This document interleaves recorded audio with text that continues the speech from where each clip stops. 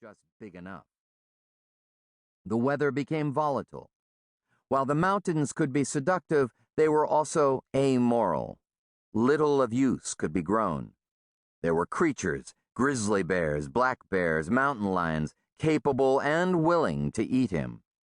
"Give me the Black Hills any old day," Marshall said as he drove, as the rounded dark humps appeared in his windshield to the west. "The Black Hills are plenty." Sylvia was short, compact, and solid. She wore a sweatshirt covered with balloons and clouds she'd appliqued herself. Her iron gray hair was molded into tight curls that looked spring-loaded.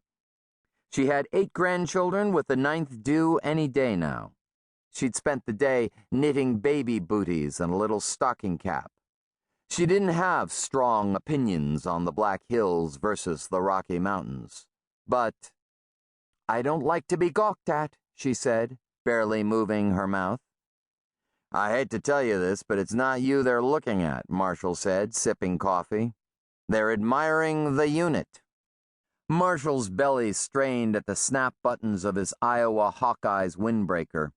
His face was round and his cheeks were always red. He'd worn the same steel-frame glasses so long they were back in style, as was his John Deere cap. He chinned toward the motorhome. "They probably want to come up here and take a look. Don't worry, though. We can have supper first." "That's charitable of you," Sylvia said, shaking her head. "Don't you ever get tired of giving tours?" "No. It's not just a motorhome, you know. It's where we live. But with you giving tours all the time, I feel like I've always got to keep it spotless." "Ah," he said, sliding a cutlet from the platter onto his plate. "You'd do that anyway." "Still," she said, "you never gave tours of the farmhouse." He shrugged. "Nobody ever wanted to look at it.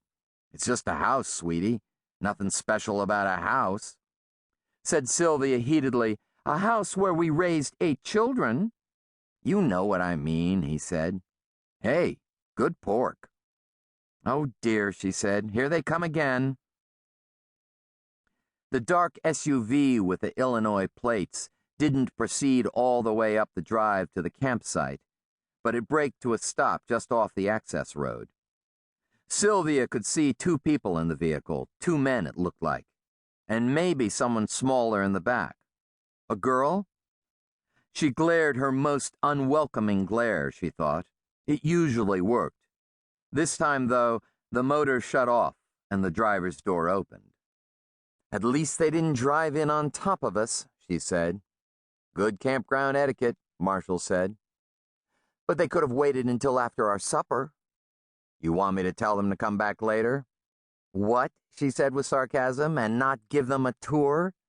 Marshall chuckled and reached out and patted Sylvia's hand. She shook her head. Only the driver got out. He was older, about their age or maybe a few years younger, wearing a casual jacket and chinos. He was dark and barrel-chested, with a large head, slicked back hair, and warm, dark eyes. He had a thick mustache and heavy jowls, and he walked up the drive rocking side to side a little, like a B-movie monster. "He looks like somebody," Sylvia said. "Who am I thinking of?" Marshall whispered, "How would I know who you're thinking of?" "Like that dead writer, you know." "Lots of dead writers," Marshall said. "That's the best kind, you ask me." "Sorry to bother you," the man said affably. "I'm Dave Stenson. My friends in Chicago call me Stenko." "Hemingway," Sylvia hissed without moving her lips. "That's who I mean." "Sorry to bother you at dinner time. Would it be better if I came back?" Stenko said, pausing before getting too close. Before Sylvia could say yes, Marshall said, "I'm Marshall, and this is Sylvia. What can we do for you?"